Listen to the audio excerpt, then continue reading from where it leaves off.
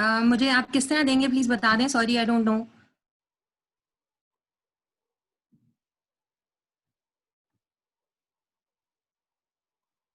Has the recording started? जी recording शुरू हो गई है. बिस्मिल्लाह. एक मिनट मैं आपको क्यों देता हूँ. क्यों किस तरह देंगे, सिर्फ मुझे इसका वो बता. मैं आपको अभी बताऊंगा. आपको एक सेकंड बस.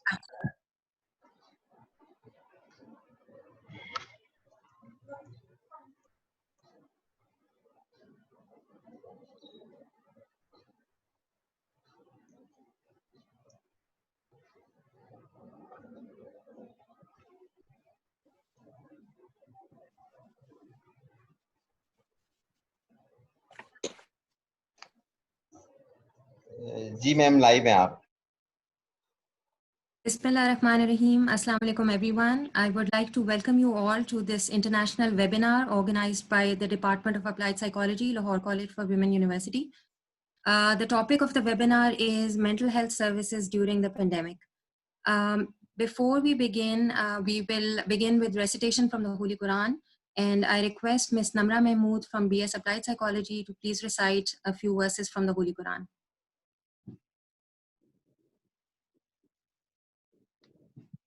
أعوذ بالله من الشيطان الرجيم. بسم الله الرحمن الرحيم. والضحى والليل إذا سجى ما ودعك ربك وما قلى وللآخرة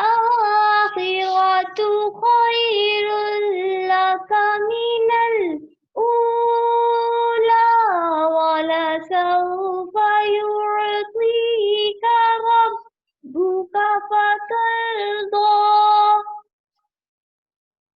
صدق الله العظيم. In the name of Allah, the entirely merciful, the most merciful, by the morning brightness, and by the night when it covers with darkness, your Lord has not taken leave of you, O Muhammad, nor has he detested you. And the hereafter is better for you than the first life, and your Lord is going to give you, and you will be satisfied. Jazakillah. Jazakillah khair, Namra, and thank you very much for this beautiful recitation. Now I invite Chairperson of the Applied Psychology Department, Professor Dr. Tallat Suhail, to please inaugurate the webinar and welcome the participants. Madam. Assalamu alaikum to all. I would like to welcome Professor Dr. Ghazala Rahman from UK, an eminent researcher, psychologist, and teacher. She is a very busy person, very humble person, and an excellent human being. Thank you so much, Dr. Rahman, for taking out time for us. Thank you so much. Bahut shukriya janab. I would like to thank Dr. Akhtar Ali Sayed from Ireland, and again a known psychologist and researcher and a very good speaker. Thank you, Dr. Akhtar Ali, for being with us. Dr. Iram Bukhari, Chief Psychologist at New Hospital, the most famous and busy psychologist in the city of Lahore, and one has to wait for months to get an appointment from Dr. Iram. Thank you, Dr. Bukhari, for being with us. Soon, Professor Dr. Bushra Mirza, Vice Chancellor, Lahore College Women University, will also join us. This international webinar on mental health services during pandemic, organized by Psychological Society, Applied Psychology Department, Lahore College Women University, is very much relevant and important, as we all know that the COVID-19 virus attacks at a very super rapid speed. The deadly virus has killed more than millions of people. The symptoms of this COVID-19 appears with high-grade fever, cough, bodily aches and pains, And initially, people take it in a very non-serious manner. The real fear and phobia of COVID-19 virus developed due to the fact that it killed millions. Number two, due to non-availability of any vaccine and no clear line of treatment.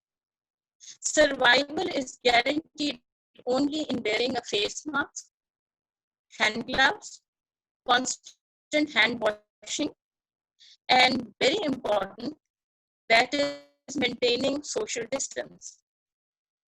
The health system of developed and developing countries faced a huge burden, which led to the death of a good number of doctors and paramedics, which further heightened the COVID-19 killer virus fear. The response by all countries was online work from home, online teaching, online counseling, and telemedicine. The COVID-19 lockdown and social isolation led to the development of psychological problems like anxiety, depression, anger, irritable moods, and disinterest in life. The challenge for psychologists and clinicians is that this new normal individual who wears a face mask, maintains social distance, is to be reintegrated with family members, relatives, friends, and colleagues by psychological, spiritual, social, economic strengthening on one hand, and at the same time maintaining and practicing all COVID-19 SOPs forward by World Health Organization and Government of Pakistan's provincial and federal health departments.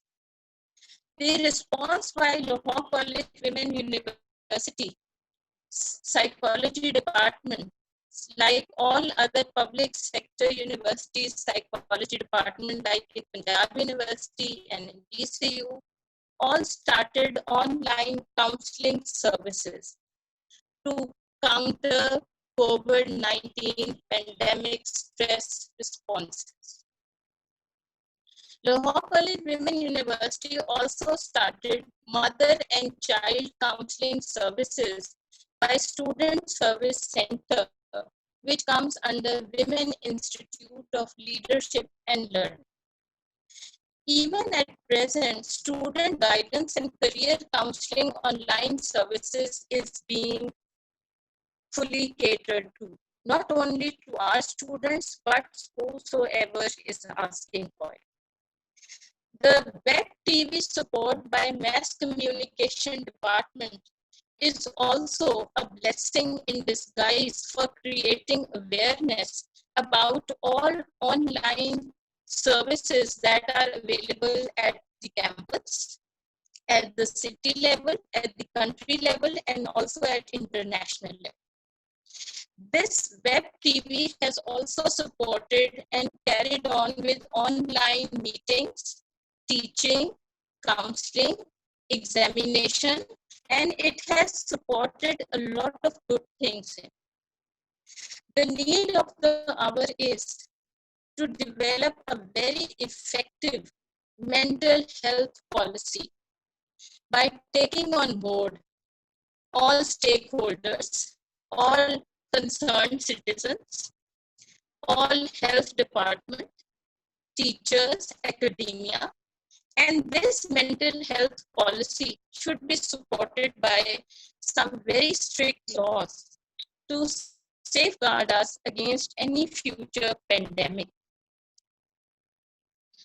In organizing this webinar, I would like to thank Dr. Amna Ubaid Faja, the moderator of this international webinar. It is her brainchild. Thank you, Dr. Ubaid. I would also like to thank Ms. Ikra Asif, one who is maintaining each and every detail related to the webinar. I am also thankful to my entire team of faculty members of psychology department, my entire faculty, which consists of some 14 faculty members, gender studies department under Dr. Subha, sociology department under Dr. Asma. I would like to thank Dr. Anjum Zia and Mr. Naveed for the web TV support. Thank you so much. We treasure it. I am also thankful to Mr. Sipan and Mr. Ahmed for the Zoom technical support, because without this technical support, we will not be in a position to take it over.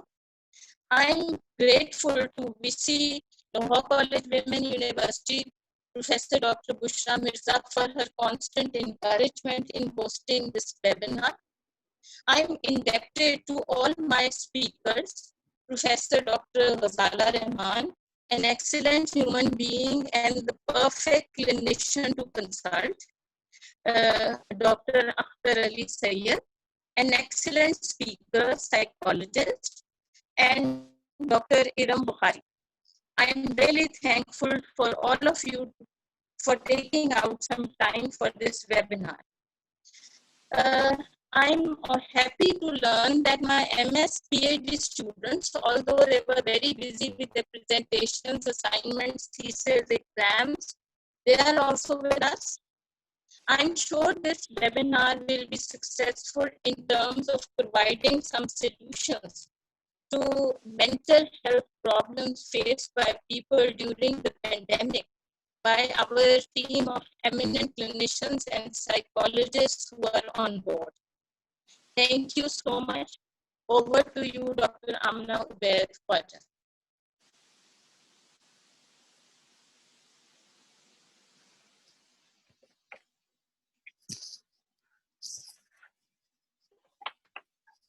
Sorry, the mic was muted.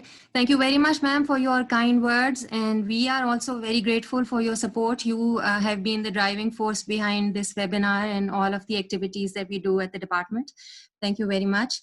Now, before I introduce and invite our first speaker, let me request all of the students who are attending the webinar to please be very careful. They must keep their mics muted and they must keep their videos turned off. Also, I would humbly request all of our resource persons to please abide by the time limit because we have limited time. So each of them will have around 12 to 15 minutes for their talk.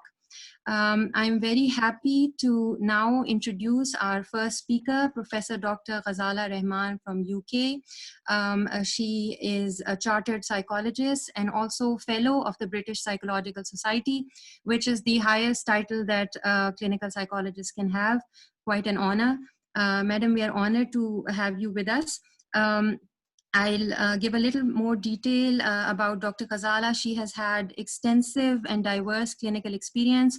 She also has extensive academic consultancy and editorial experience. She worked as a professor at National Institute of Psychology, Center for Excellence, Qaid-e-Azam University, before she relocated to the UK in 2007. I will now request her to share her first-hand experience of working as a mental health practitioner during COVID-19. Madam. Thank you so very much, Dr. Ubaid, for your introduction. I feel really honored being part of this seminar. I would like to extend my thanks to the chief guest, Professor Dr. Bushra Mirza, VC of the LCWU University, Professor Dr. Tala Suhail, Chairperson, Department of Applied Psychology, and all my colleagues and the presenters. This is a really nice occasion for me to talk about the work mental health professionals, psychologists can do at this stage. It was a unique opportunity for all of us during this pandemic. Initially, it was the idea was the guiding force was British Psychological Society, Division of Clinical Psychology, and WHO, what a clinical psychologist can do. So we were asked to continue our working the way how we are going to develop some smart way of doing. So one way was developing those digital remote clinics and seeing our clients, and then moving back to the hospitals because I'm working in neuro rehab and neurocognitive services and also working with complex mental health needs client, including personality difficulties. So these are different challenging group of patients in the hospitals I'm working. Plus, I was offering trauma services to the trauma survivors. So that became a pivotal theme for a psychologist to do something for these people. We were having clients, COVID positive clients, and the families, and they were having a lot of trauma. And so that work was involving how a psychologist can work safely. That also involved working, developing a safe support network, also providing supervision, clinical supervision, and counseling services. First thing we did was we formed voluntary mental health organization that really helped and supported people back in Pakistan. And credit goes to initially Fatma Jinnah Women University and Dr. Nina Maqsood, who is the head of the department. I initiated idea with her, and then we developed a team of experts, national, international experts, who can help build this service. So that was one thing which I could do at that level to help support my people. And we are still offering psychology service in Pakistan. So quickly go through the services which we are doing there is, so we are volunteering remote digital volunteer services to the clients who are directly or indirectly affected with trauma, or who are COVID positive, or they have suffered the loss of bereavement of a member of their family or the friend they have lost. And the whole model was that how a biopsychosocial model, how can work, and how we can build that model to help support people, provide appropriate counseling. So that was an aim. And then we also recognized that there was an increase in domestic violence and aggression. And imagine living in you are homebound, you are self-isolating, or you are social distancing, not going out. So there was a lot of issues, especially around the vulnerable groups, children, women, and older people. So we were aware about that. And then we have some successful cases initially started coming, people who recovered fully, because I work with those clients who survived. And those stories are such powerful stories. With their consent, we started sharing those stories with that how they feel on those 12 to 13 days of isolation. And then how to maintain positivity and resilience. That was another aim of this service. Also, we started working around the models of trauma, because these trauma models basically are working with crisis management as well. So all this work was ongoing. Uh, Plus, we offer resources to the school teachers and the counselor as well. Over here, in these services where I'm working, so my role is working in the ward where people are affected by COVID-19 and who are self-isolating. So going into the wards with all the PPE and all the gadgets is something really, and how you keep yourself protected. And the laws provide complete freedom to the client. If they don't want to wear those masks, that's fine, that's okay with them. So how to keep yourself safe. So, and then working with the people who face real brunt of this crisis. These were frontline workers. So I have to work with nurses, frontline staff, and they were really, really traumatized. So I'm still offering trauma services on Saturdays and half day and full day Friday as well. So these trauma services are remote digital services. And then we use those safest platforms where the Data Protection Act can support us. So all the communication and the transferring all the information can be kept highly confidential. So there are some research work is ongoing, and some research publications are also there. So I would really like to, if people have some questions to ask, or maybe towards the end, I don't know if I'm exceeding the time limit, or it's okay for me to carry on speaking. You're not exceeding the time limit. You still have. Oh, that's lovely. That's lovely. So if you like, I have some case studies which I would like to talk about how this has affected the whole social fabric and the psychological makeup and the psychological impact on those people who are vulnerable. So imagine I'm working with people complex mental health needs. They are learning disabled clients, they are people with personality difficulties, they are people with ASD, autism spectrum disorder, they are people with trauma survivors. So unfortunately, those who have experienced complex and complicated trauma, or those who are already having comorbid conditions, they were the one who were affected most. And then there was another group of people who we call as BME group, so Black, Asian, minority, ethnic groups. These were the groups who were highlighted as having experiencing the most brunt of this pandemic because of the weight issues, because of the lifestyle issues. So that was another thing which was causing a lot of fear. So we working in those wards, if I give you one glimpse of a client who stayed in the trauma isolation ward, how she spent her time in those 13 days in high grade fever. And she said that I was every moment, I was expecting fast approaching death. There was nothing in my mind coming to my mind. She was the one who was self-harming, who has made 3 suicidal attempts during admission in the hospital, in the isolation room. The only thing she could see was the windows curtains were shut. Only twice a day, she could see a care worker or the nursing manager coming to provide her some help or give her some tea, coffee. No other contact. She had tablets to contact her family and members of family, but with her mental health condition, physical health, she couldn't connect. She didn't want to contact anyone. After 13 days, when her fever started going down, that was the time she said that first time I thought that that urge of, that I can be back to my life. And then she started reconnecting with people. So utterly traumatized. So there are different aspects, how people cope with this trauma, what's their basic understanding about this pandemic, how it's going to affect them, what are their safety behavior, what are their psychological mechanisms. So there's so many things.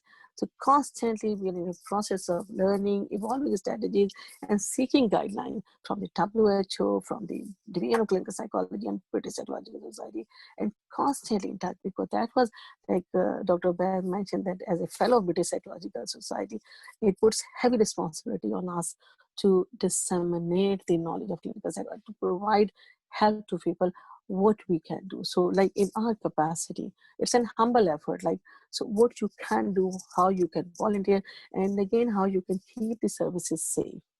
That's the most important thing. And I really appreciate that all my clients who survive the trauma or who are still struggling with trauma, they allow to conduct, to carry out informed consent, that carry out their research work as well, which has really helped us to understand the dynamics. And I truly understand that this model can work very well for any crisis intervention. We are not ready for that, isn't it? So, but now we know, we understand that the dynamic role of a clinical psychologist or psychologist is how to evolve from these crises. So we are working toward these goals, and I'm constantly in touch with those people, and I work in those wards where we have lost 8 to 10 clients, and we have lost many clients have lost their significant others. So bereavement counseling, and my biggest concern is that their comorbid conditions become worse, symptoms exacerbate, and almost because they become paranoid, loss of trust, and their miscommunication, having mixed knowledge, and breaking the myths was another issue. And this issue is coming here as well in the British minority or the Black minority culture. But the other issue was back home as well. So talking about all these things openly and providing psychoeducation about how we are going to combat with this. If there is a problem, how we are going to tackle that problem. So instilling hope was another issue, which we are constantly working.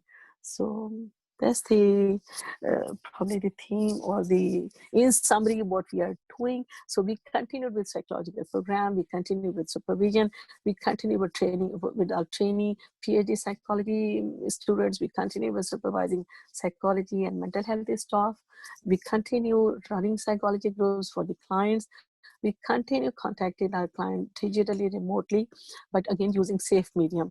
Not the Zoom, unfortunately, it wasn't allowed because somehow there were technicalities, but we are using other medium. And then we were reading one paragraph of Data Protection Act, how we are going to protect their information and how we are going to keep these information safe and confidential.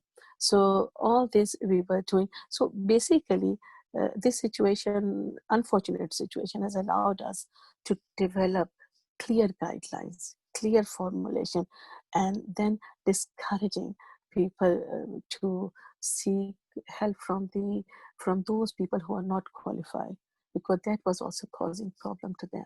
So it's an ongoing process, and it's a lifelong learning. And you evolve, you learn, you evolve from these kind of crisis situations. And there's a heavy responsibility on psychologists committee, working with multidisciplinary team, working with mental health professionals, and not undermining any other's roles. Like we work with psychiatrist colleagues, we work with social work colleagues, we work with nursing colleagues, and it's all about empowering them and sharing your shared formulation or understanding about our case.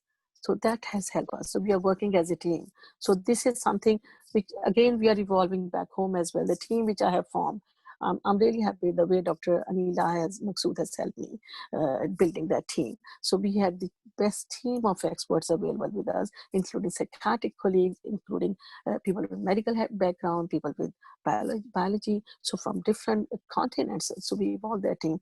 But over here, in my capacity as a director of mental health, Gazelle Mental Health Services as well. So I'm working in 3 different hospitals, 3 different positions. So that's an ongoing process, and all my work is trauma-informed work. So that model really helped me working through these crises, working with these people, and empowering people, because the real work is around how you're going to build capacity, how you're going to empower people, how you're going to provide information, and how you're going to break those myths as well. And faith has a really important role to play in. So people want to talk about their faith needs, and namaz helps, and recitation of Quran helps. Yes, that is. So continue encouraging them that that's something which is going to help you, and then keep informing them, helping them how you are going to rectify, how you are going to improve your knowledge. So this is something we have been doing, but for me, the whole work is also the essence is how you're going to build the overall wellness, overall well-being, physical, psychological, emotional, mental well-being of a person. How you're going to address the vulnerable group, including adults, elderly, especially children and women, and how you're going to work with those people who have complex mental health needs, who already have undergone some traumas and complex and complicated traumas or multiple traumas.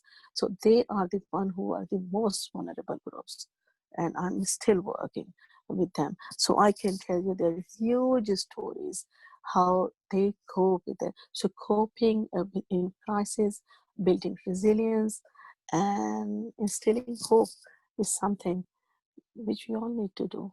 But working as a team, building team is probably something which is really empowering. So that's what we have learned here.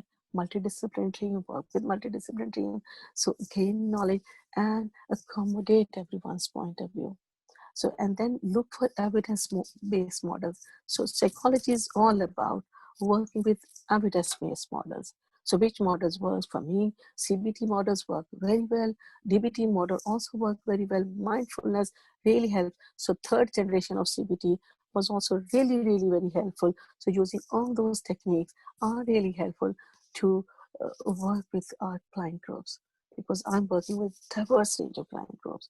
So, but again, my message is feel free to contact me, feel free to contact us, but it's all about how we are going to collaborate, how we are going to work as a team. But thank you so very, very much for your team, Professor Mirza, for your team, and Dr. Sohail, that you are providing us a forum where we can talk about what a psychologist can do, what these faculties can do. and how we can build and develop some structures and the services which we can offer to people who are in crisis, because my understanding, the same model is going to apply in any crisis management. Because I still remember 2005, I came to UK. That was a time when I worked with trauma survivors, that earthquake survivors. That was the first time when we built that trauma model. And that was, and then I was part of that WHO team at that time. So I think there's something which really helps you, you grow in these crises. You don't lose hope. You continue to work for us, for me, for us, for every one of us, clients in front of us, people who are looking towards us, what we have, what we can offer them. And we need to be very open. What are our expertise, what we can offer, what we cannot offer. So lucky enough in that sense, that all those resources which I have through all these societies, I was able to disseminate this knowledge to Sargodha University, even to your university. Dr. Amna, the other Dr. Amna, I sent her loads of material. So I sent a lot of material and disseminated this knowledge, that this is some first-hand knowledge, and these are the studies. If anybody is interested, go through this and develop and build your own models. Thank you so very much for giving me this opportunity, because I won't take much of your time. I know there are other speakers as well. I would like to hear them. Thank you so much, Dr. Ghazala. It was very inspiring to hear your talk. We are very much, grateful to you for all of the services that you have been providing. In fact, you've been extending your services to people in Pakistan as well, and for that we're especially grateful. You talked about the stories of the people who have gone through this trauma. You have highlighted their trauma vividly before us, and you've talked about the heavy responsibility that falls on the shoulders of the community of psychologists. And I would like to add that I feel that all of the mental health practitioners like you are definitely very much a part of the frontline workers, and they've been very brave. And also the thing that you said about working as a team is very important. So all of your messages are very relevant, very pertinent. We are feeling very blessed that we got this opportunity to interact with you, and I'm hoping that we could further collaborate in fruitful ways. Thank you so much. Thank you. Thank you. I would now invite our second speaker. We are very grateful and we are honored that we have been joined by Dr. Akhtar Ali Sayed from Ireland. He's principal clinical psychologist and head of psychology department with Brothers of Charity Ireland.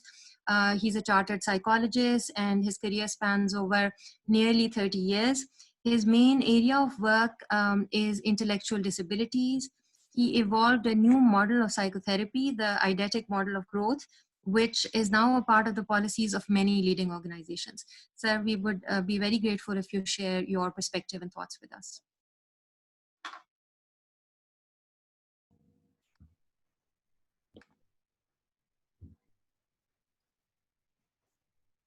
Thank you very much for inviting me in today's webinar. I'm grateful to Dr. Talat Suhail, the Department of Psychology, Women University, Lahore. I want to acknowledge the presence of Dr. Ghazala Rahman and Dr. Iram Bukhari here today. It is an opportunity to see them, and I'm going to listen to them after many, many years. And when somebody invites me from Pakistan, so that makes me feel that though I'm out of sight, but not out of mind. So thank you very much. As Dr. Rahman was describing the responsibilities she's holding at the moment as the Director of Services, I can share some of my experience as a person who was holding the responsibility of a department which was involved in the care of people in this phase. At this time, obviously, like Dr. Rahman was describing, we were very busy in supporting people who were in our residential care, supporting the staff who was looking after those service users, and those who have been diagnosed.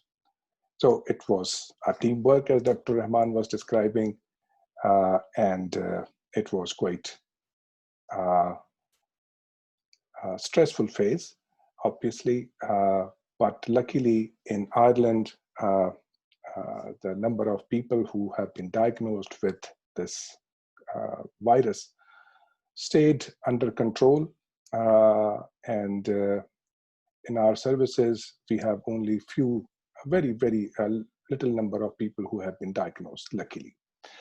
There is one side of the story which we as clinical psychologists can focus on, and that is about what we see in the clinic.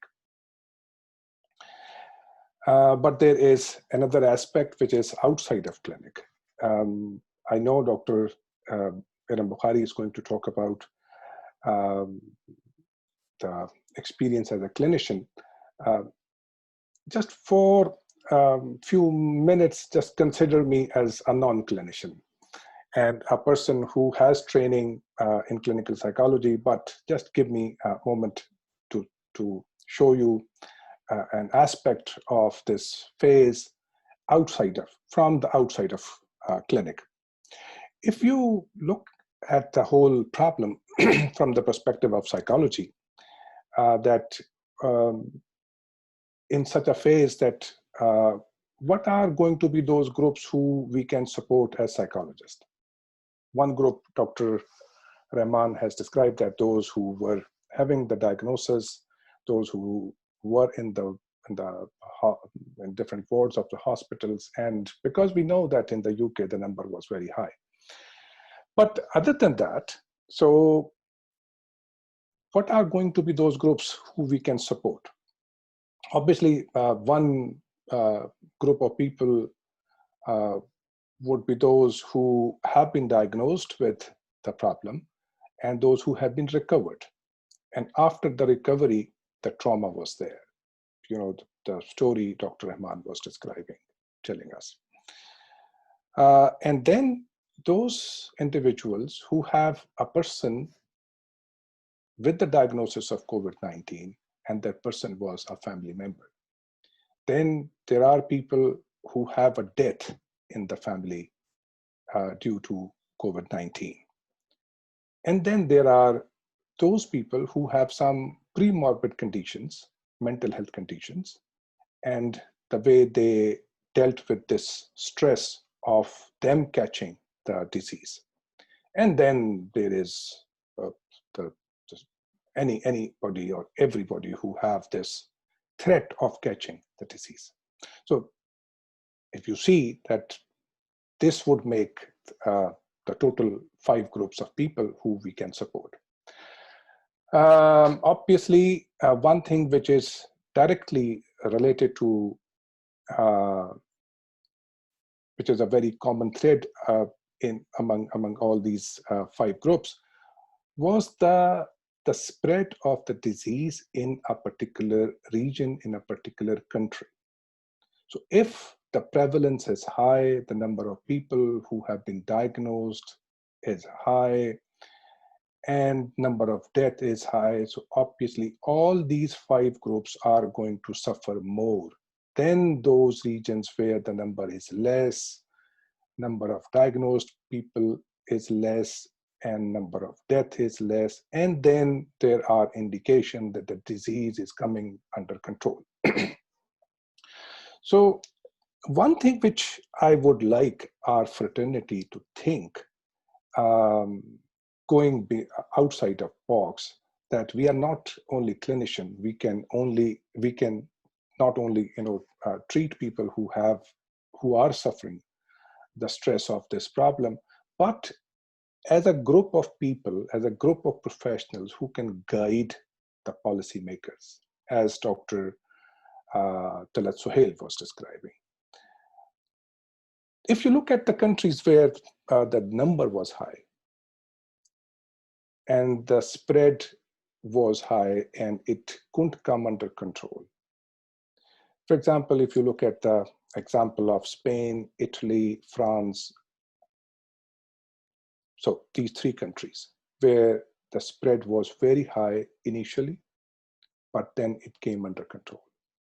Then there are those countries where the spread was very low in the beginning, like the UK. Dr. Rahman can tell us more about that, and the US, and our country, Pakistan, and some other countries as well. So where the spread was very high, and then with the effort, it came under control, were those countries where the governments listened to the doctor.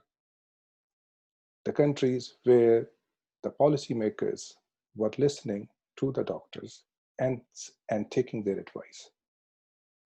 And the countries where spread was initially low, but then it went very fast, were the countries where the doctors were not being listened to. And Pakistan was one of those countries where the doctors were not listened to.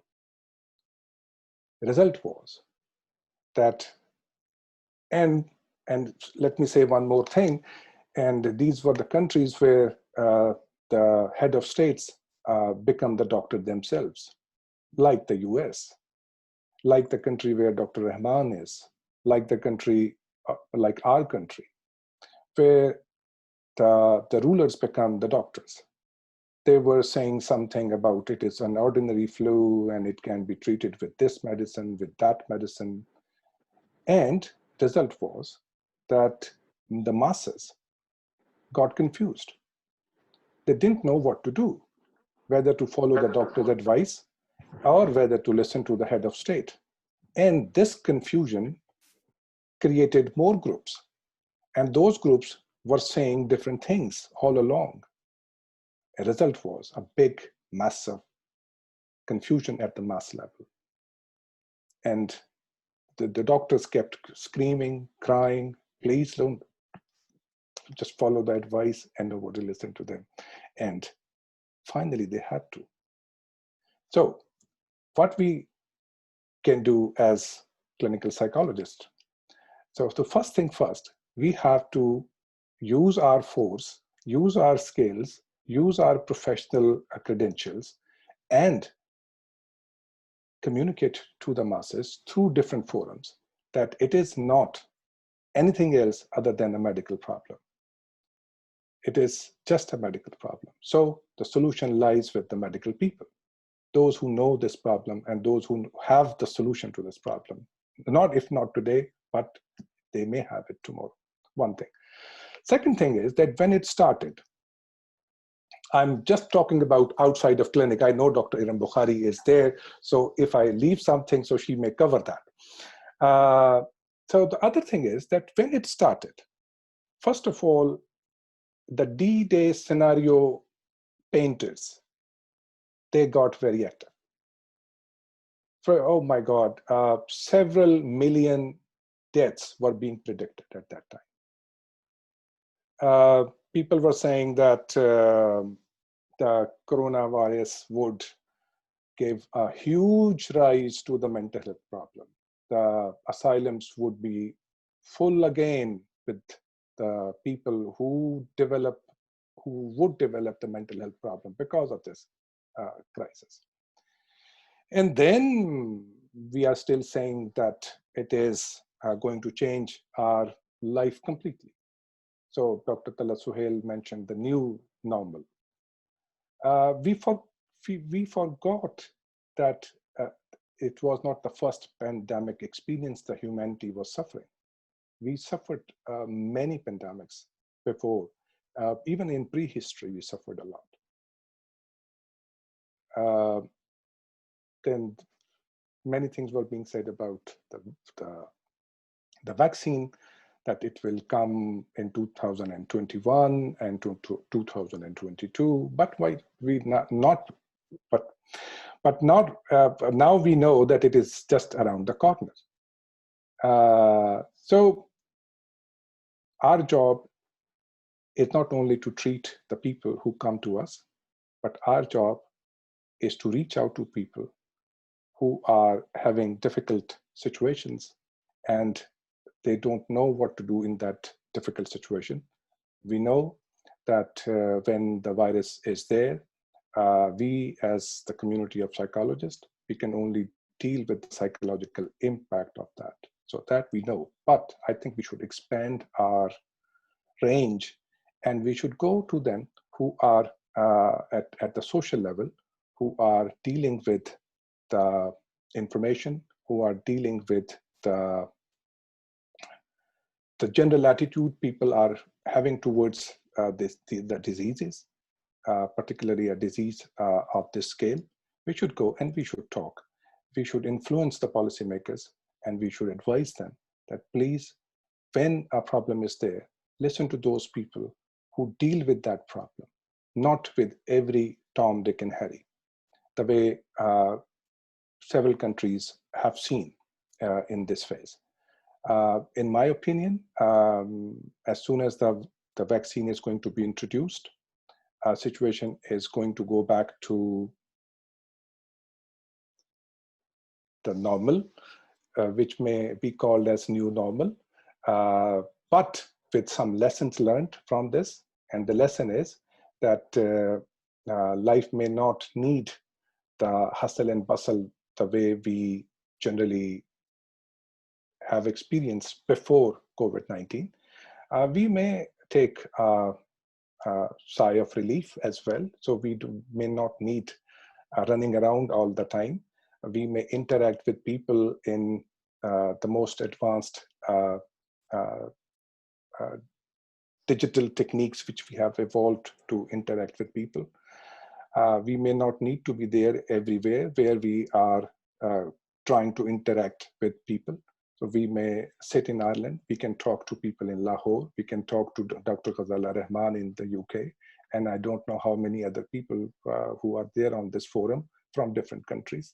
So this is maybe a new normal, but I don't see that any big, massive outbreak of psychological problems which may or which we should anticipate.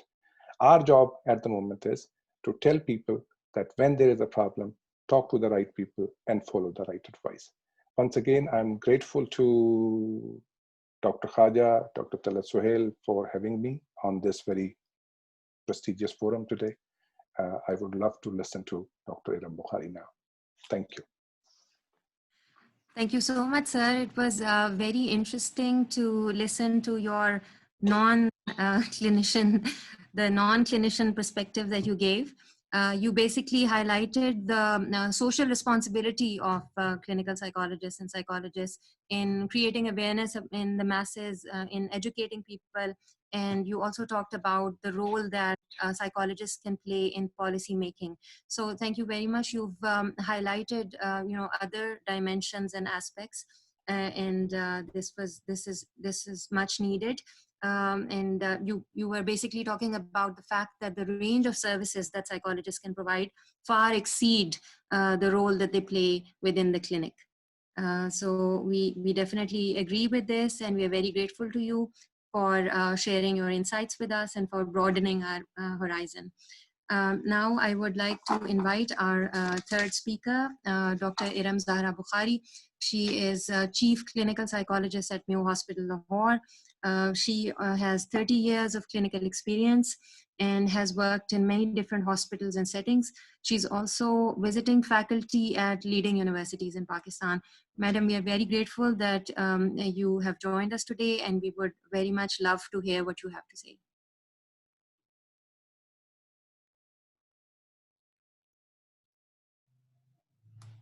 Dr. Iram.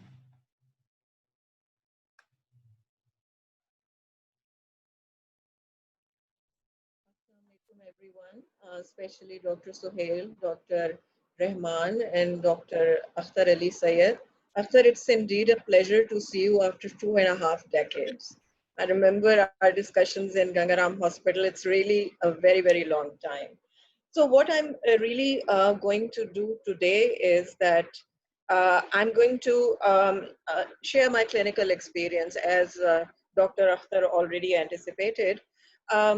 basically, what really happened in Pakistan was that in mid-March, and I still remember the date, it was 13th of March, suddenly we were hearing, headlines in the electronic media that there is a lockdown imposed and there's this pandemic coming. So it was a Saturday, I still remember, and Monday when I walk in the psychiatry department of Mayo Hospital, the ward, we have a huge unit, and the ward was just inhabited by 4 or 5 patients. There was less than half the staff available, and the admin doctor just walked into my room and he said that, Madam, I don't think we should be coming very regularly, and even if we come, we shouldn't meet each other. And so it was a very, very haphazard thing. And then I said, what about, because my duty is in the ward, so I said, what about the 5 patients? And he said, the vice chancellor says, just vacate the ward because we may need it, as a corona unit later on. So what really happened was that it was very, very abrupt, and people took a long while to register and absorb that. So initially what we faced from the general public was a denial. And when we started interviewing people, the general masses, they were saying things like, um, let's say, momin ko nahi hota, a person with a true faith cannot develop the pandemic. You know that we have these negative automatic thoughts and assumptions with in our society, because, and these are our indigenous issues. And then there were people who said, Ke, if you pray regularly, dua and namaz, this will go away, and you don't have to be confined to your houses. So as Dr. Akhtar really pointed out, that the medical fraternity and the mental health professionals faced a very, very difficult time trying to convince people that this was something really serious, and they needed to be confined. So basically in Pakistan, in my experience, I'm just sharing my experience, right? So we encountered 4 categories of people that we have tried to help out.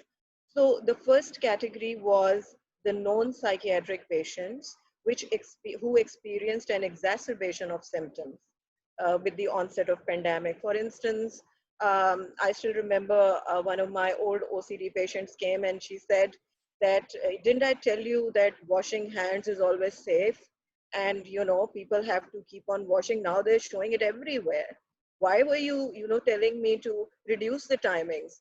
So and then there were people with generalized anxiety disorder and panic disorder who who just this onset of this pandemic and the infodemic, the bombardment of information that we were facing through the electronic and social media, just made things more complicated. And people felt that their feeling of this impending doom and the anticipatory anxiety had also been endorsed. So we did experience this exacerbation of symptoms in the already present psychiatric patients, and these were handled by telepsychiatry services, which were set up immediately in after mid-March in every leading hospital. um, um, and psychiatrists were available on telemedicine, like on the phone, and the patients could talk to them. So the second category that have been trying to help, and the previous speakers have highlighted this also, they were the general public. And the general public, when they finally worked through their denial and came into the reality and really saw scores of people dying all over the world, then they started panicking. So it was a transition from the initial denial to really dread and panic mode that they experienced. And they wanted reassurance. They wanted to know if the symptoms that they were experiencing were COVID, and what should they be doing. And it was really heartening to see that a few NGOs, charity organizations, and psychology departments from academic universities did set up helpline services. And those were, and they trained volunteers, and those were these general people who had issues. They just needed accurate information, empathetic listening, and unconditional positive regard, and that was very well provided by the helpline services that people were offering. Then there was another category, which was patients who had been COVID positive, and first degree relatives of patients who were COVID positive. So these services basically, at least in my case, I've provided so far on the phone, and very few at the clinic. So I'd like to, with her consent, I'd like to share briefly a case, a unique, unusual case. So she is a clinical psychologist herself, and after Eid ul-Fitr, the same day, her father went to say his prayers in the mosque, and then he started complaining of fever and breathing difficulty. Things got so severe that they had him tested, and he was COVID positive, and he had to be hospitalized. When the other family members got tested themselves for COVID, this girl who sought help from me, her brother, they are only two sisters and brothers, and her mother, along with her chacha, who lived in the same house in a different portion, was also COVID positive. And the interesting thing to know, because in our culture, caregiving is basically provided by the family, the first degree relatives. So this sister and brother, they were both COVID positive, but they did not go into quarantine because they said we were the only one who could look after our father. And because she said that, I'm a clinical psychologist myself, and I've tried guided imagery, I've tried mindfulness, I've tried alternative cognition, but things haven't really helped.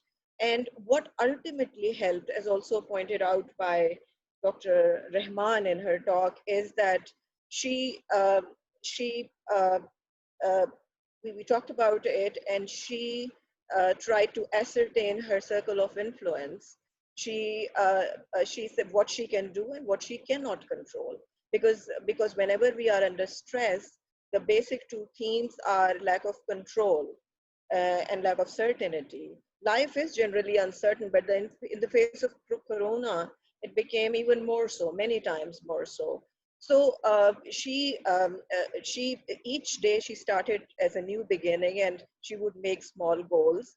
And she was not a very religious person, but the experience was just so profound that she started praying, and she started became close to God. And she said that after I started praying is not just namaz, it's also dua all the time.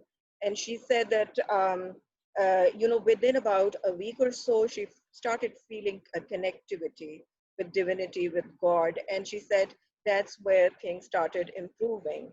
And so basically, there is a class of patients that we see who only need some information, counseling, listening, empathetic ear. But there are some people like this girl, for example, with COVID positive entire family, that they need, and they deserve that their cases be conceptualized in the right way, and then help be offered. So she was experiencing an amalgam of negative thoughts, negative emotions, negative behaviors. She lost 6 kg in 1 week while doing caregiving for her both parents and chacha. So this was one thing that we did. Then another category was the frontline workers. So I have this example of this senior doctor who's a consultant in infectious diseases, and she was in a corona unit for about 3 months at a stretch. So what she did was that when she came home, she had shifted to the guest room, and she would change over there, eat over there, just in a bit to keep her family safe. And within 3 months, her youngest son started showing signs of clinical depression. And that is how she, consulted me. So basically, over the past 5 months, 6 months since the lockdown was imposed, we have dealt with these 4 categories. Another thing that I would like to mention here, I don't know if it's the same in Ireland and England, but people who lost their near and dear ones due to COVID experienced what I would call, lack of closure in grief. Because in our society, usually when somebody close to us dies, people from friends, colleagues, relatives, they visit, they sit with you, they make you ventilate, and they offer a lot of support. So, but in this case, everybody was avoiding attending funerals. At best, a WhatsApp message or a condolence message on the Facebook. So what they experienced, and then they were also, some of them have reported to me that they were also very wary of going close to the dead body, and sometimes, somebody, they ask somebody else for the burial services. So this caused a lot of ambivalence and a lot of retroflected anger, because two patients who I have been helping said that, we fell short of what we should have done for one lost her father and one lost her sister. They said that we fell very short of that, and it's almost like a double bereavement: A, that you lose the near and dear one, and B, that you do not give meaning. Because in Pakistan, religion is a very important institution, and we use concepts and norms, religious norms, to give meaning to our rituals, and funeral is one of them. So in these cases, in the absent and lonely funerals, a lot of people have developed symptoms of anxiety and depression, and they've sought help for that, because they developed what we call introjected anger towards themselves, that they should have not fallen short of the expectations. So basically, I think I would stop here, and if there are any questions, I would love to answer them, because much has already been said. Our two worthy speakers have spoke, very well, and I just thought I had this thing to add. So I think I'll end here. Thank you very much, Lahore College, for having me over. Thank you so much, Dr. Iram. I think it's very interesting that each speaker has really brought a unique perspective and added a unique perspective to the whole discussion. And it's fascinating to learn about all of these psychological issues, these complex issues that a person can experience because of COVID and this trauma. And I would like to say that your choice of cases was also very fascinating, because you really gave us unique examples. So when you highlighted the case of the clinical psychologist, this told us that not only is the clinical psychologist in the position of the helper, they can also have their own journey struggling with the emotional issues and trauma that comes with COVID-19, because they are humans after all. So as sufferers and as survivors, what do they do? And it was very interesting.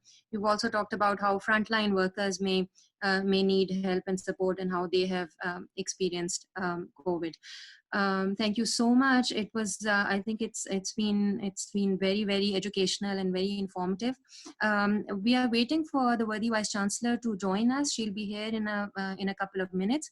In the meantime, I think we can take one or two questions from the audience. So if anybody has a question, you could please raise your hand. You could type it in the chat, or maybe you can ask it by unmuting your mic. I think Fizza wanted to ask something a while ago. Yes, it's been amazing to hear that everybody's experiences of the clinical issues during COVID-19 is quite different.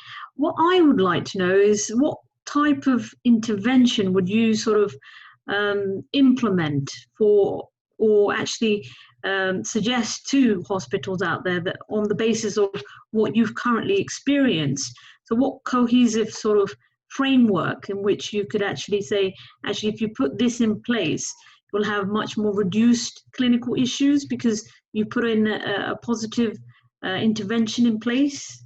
That's to the honourable speakers that have spoken on the topic. Thank you. Could you tell us who you want to address your question to, Fiza?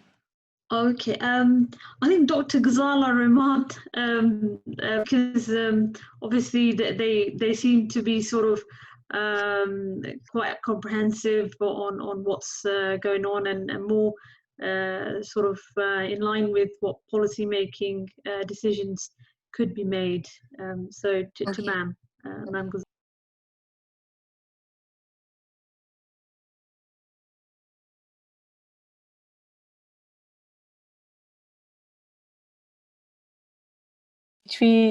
Can you hear me? Sorry, can you hear me? Hello? Yes, we can hear you now. Okay.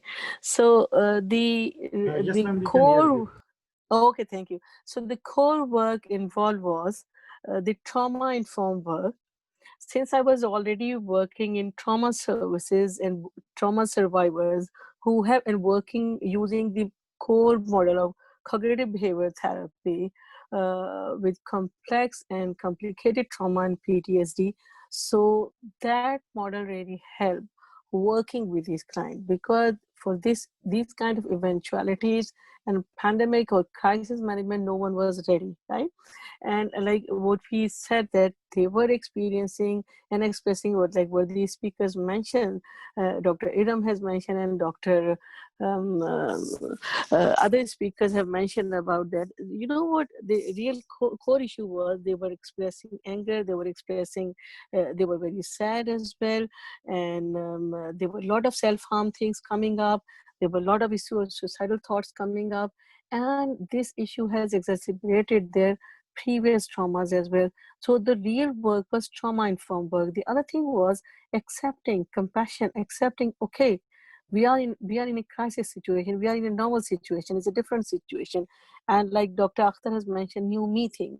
So how we are going to evolve from. So that was something. Then we use all the techniques of, new models of CBT basically. So mindfulness was really helpful, and accepting, okay, what can I do? How to build my resilience? How to pool my resources? How I'm going to combat with it? So stress coping strategies were really helpful. And what Dr. Idam has mentioned, and I would like to expand on that, that a lot of work was around bereavement and trauma, and like having no closure, and all those funerals here as well, especially for British communities, Asian communities. So those funerals were only 5 or 6 people were there in the burial. So there was no closure basically. So they were in that process. They really wanted someone to talk to. So that was something which was like, we found that real work is about sensitivity, about their needs. And again, you are working with wide variety of groups, like Dr. Akhtar has mentioned, Dr. Idam has mentioned. So different variety of groups, knowing about their complexity of their issues, and you have to understand what they are going through, how we are going to normalize their emotion. And I think core issue was talking about their emotions and feeling and accepting, yes, I'm feeling angry. And and the frontline worker, they were the one who experienced brunt of it, and they really needed help and support as well, along with those who were confined in their homes, not being able to go out. So their routines were disturbed. So there was like need to talking more. So that was something which we really instilled, and we started talking about that. So the models which I said, these models we found to be very useful, and these were the recommended guidelines that we need to choose the evidence-based models of psychological therapy and train and supervise people, so that a non-professional, we really wanted to curb that non-professional attitude, but really wanted to support faith needs as well, support those that these you can work with those faith needs. So this can strengthen your belief system as well. So I think that has really worked well. So is there any other question? I'm happy to answer. Thank you so much, Dr. Kazala, for your answer. We would have taken more questions, but we have been joined by Vice Chancellor, Lahore College Women University, Professor Dr. Bushra Mirza. Madam, thank you so much for joining us. We welcome you to the webinar. And before I invite you to please share your valuable thoughts, I would just like to give a brief introduction, if you don't mind. Dr. Bushra Mirza is an eminent educationist. She is the recipient of many awards and honors, including Tamgha Imtiaz. She's also an exceptionally prolific researcher with over 150 peer-reviewed publications. And we are very blessed and fortunate to have her with us as a very successful and strong woman leader. Madam, I invite you to please share your thoughts with us.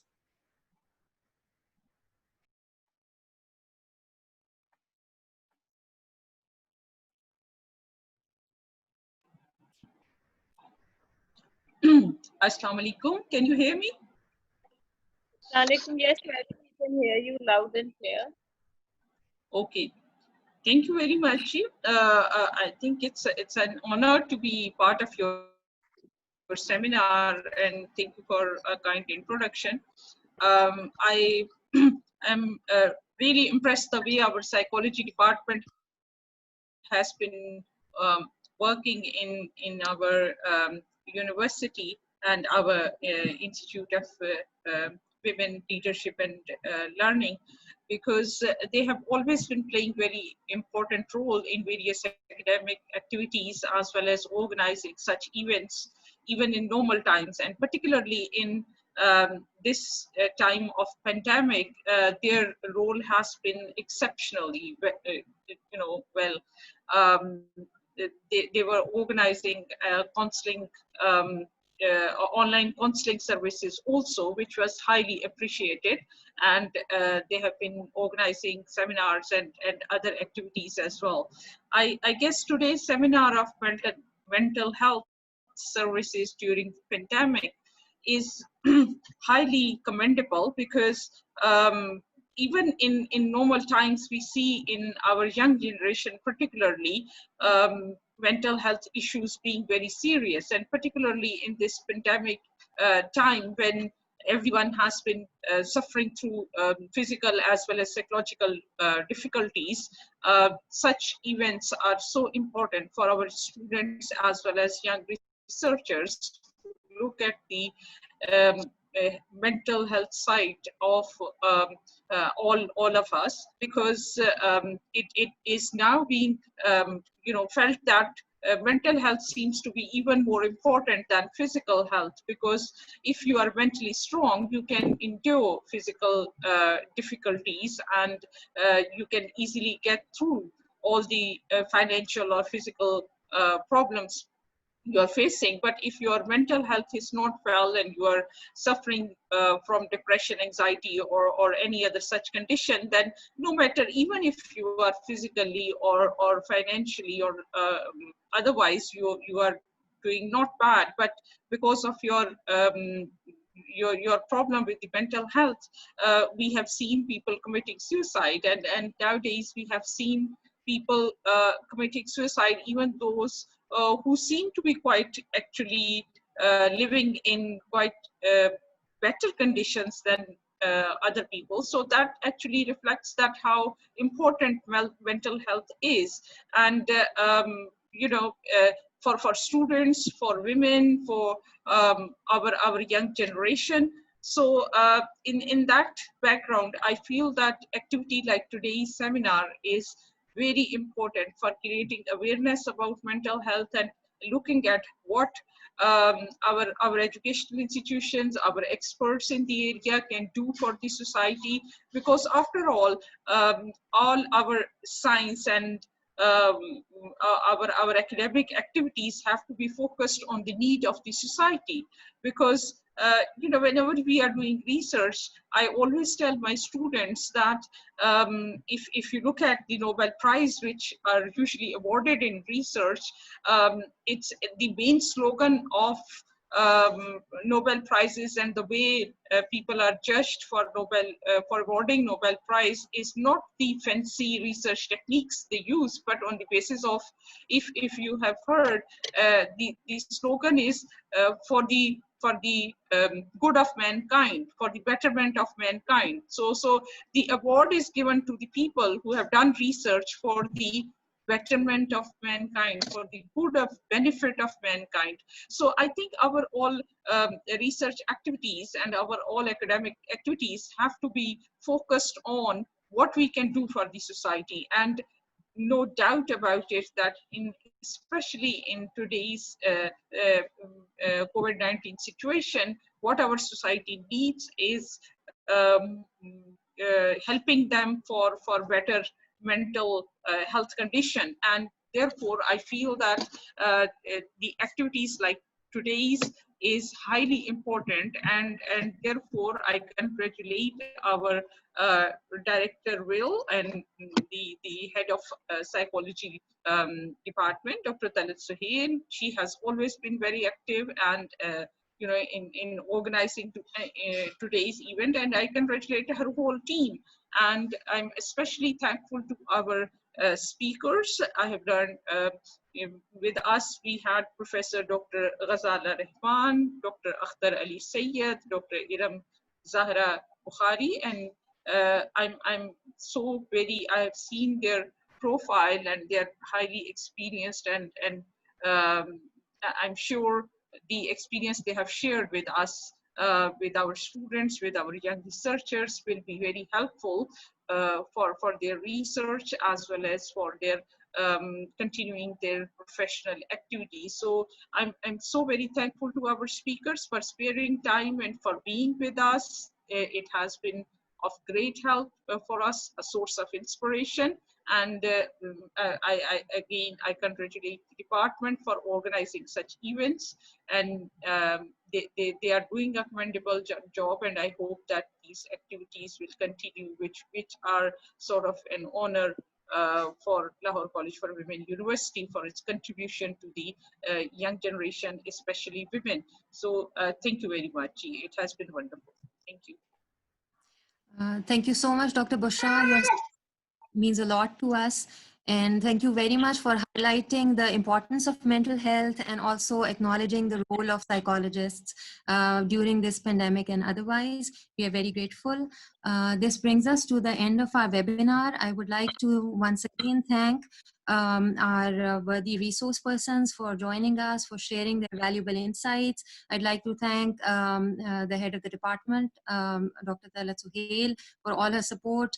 I'm very grateful to all faculty and students who joined as attendees. And once again, I'm very thankful to the Vice Chancellor for joining us and supporting us.